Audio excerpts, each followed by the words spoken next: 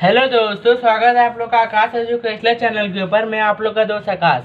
मुझे उम्मीद है कि आप लोग अच्छे होंगे। आज के इस लेक्चर में हम लोग क्लास 10 का मैथमेटिक्स का पार्ट 2 का ज्योमेट्री का चैप्टर नंबर 3 का लेक्चर नंबर 5 लेके आ गया हूँ, जिसमें हम लोग प्रैक्टिस सेट 3.2 के क्वेश्चन नंबर 4 और क्वेश्चन नंबर 5 को सॉल्व करेंगे। मैंने कल के दिन दोस्तों क्वेश्चन नंबर 1, 2, 3 को सॉल्व किया था। अगर आप नहीं देखे हो तो मैं मैथ्स पार्ट 2 की प्ले लिस्ट लिंक डिस्क्रिप्शन में दिया हूँ, जाके देख लेना। ओके, आइए आज के इस लेक्चर को बिना किसी देरी से हम लोग स्टार्ट करते हैं।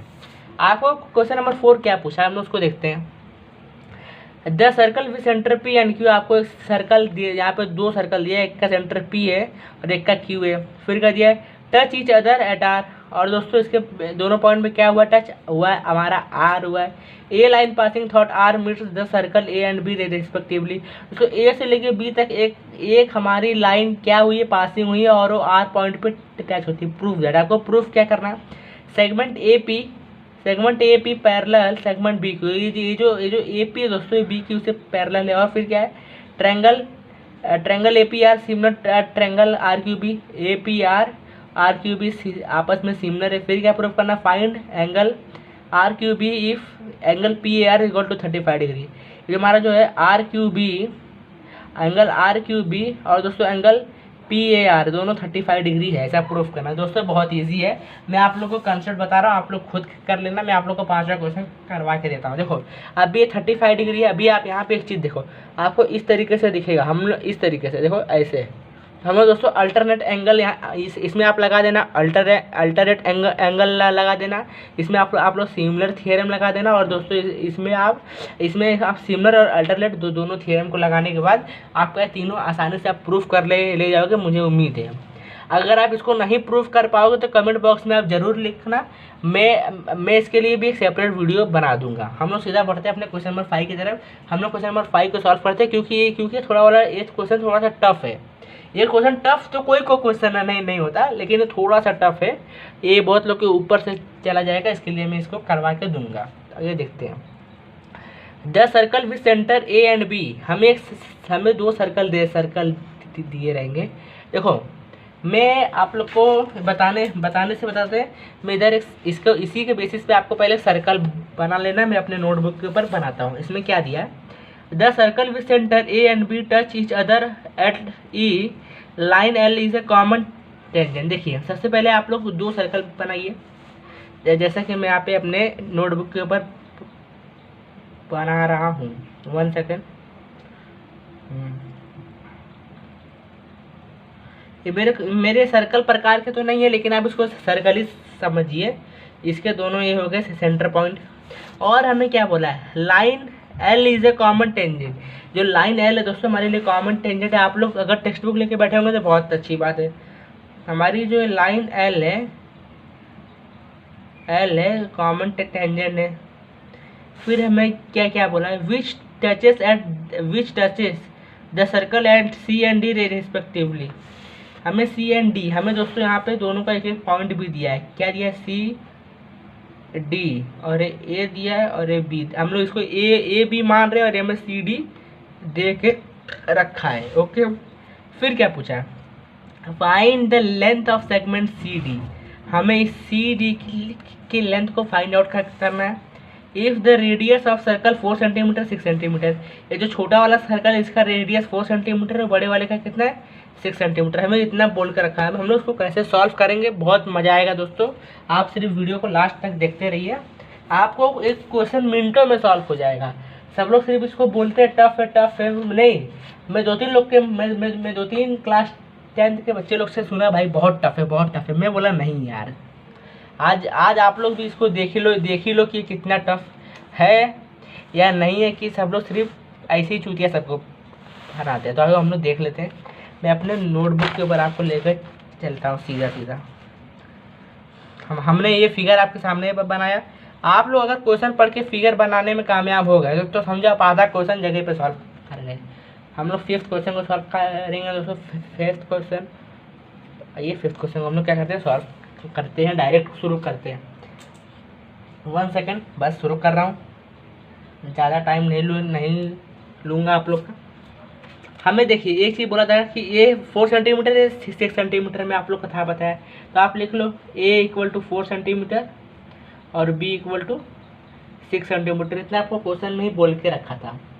अभी आप एक चीज़ काम कर सकते हो। अभी आप जैसे यहाँ पे एक पॉइंट पकड़ लो इस तरीके से। रुको मैं आपको इसमें थोड़ा सा मैं कंस्ट्रक्शन कर रहा हूँ अपने हिसाब से, आप भी सर्कल में कंस्ट्रक्शन कर देना। यहाँ पे पॉइंट पकड़ता हूँ ई, इसको 90। देखो मैं आप लोग को टेंजेंट थियरम में ही था बताया कि अगर जो भी लाइन टेंजेंट गई होगी वो 90 डिग्री ही होगा। ये मैं आप लोग को टेंजेंट थियरम में ऑलरेडी बता के रख दिया हूँ फ्रेंड्स, इतना आपको पता ही होगा। तो हम लोग अभी यहाँ पे क्या करेंगे, यहाँ पे आपको जादू दिखेगा कैसे।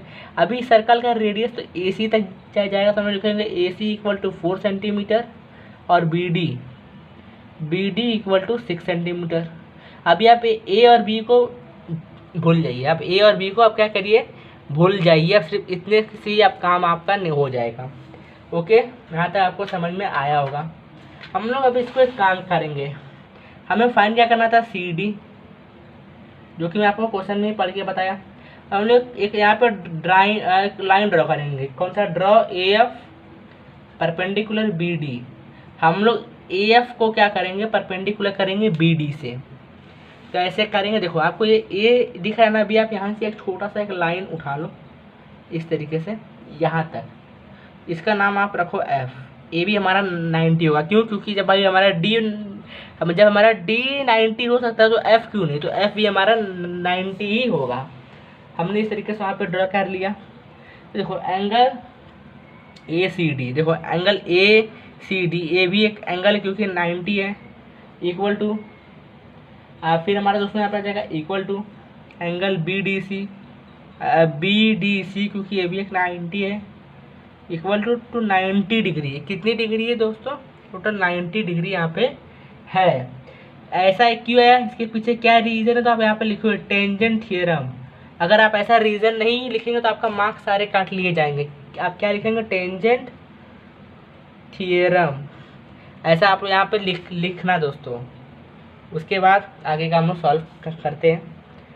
तो हमारा एंगल ए एफ डी भी हो जाएगा 90 डिग्री। क्यों, क्योंकि जब हमारा बी 90 हो सकता है तो क्या एफ नहीं हो सकता। तो हमें ये कैसे मिला, हम यहाँ पे लिख देंगे कंस्ट्रक्शन। हमने इसको क्या किया, खुद से ड्रॉ कर लिया, मैंने कंस्ट्रक्शन इसको कर दिया।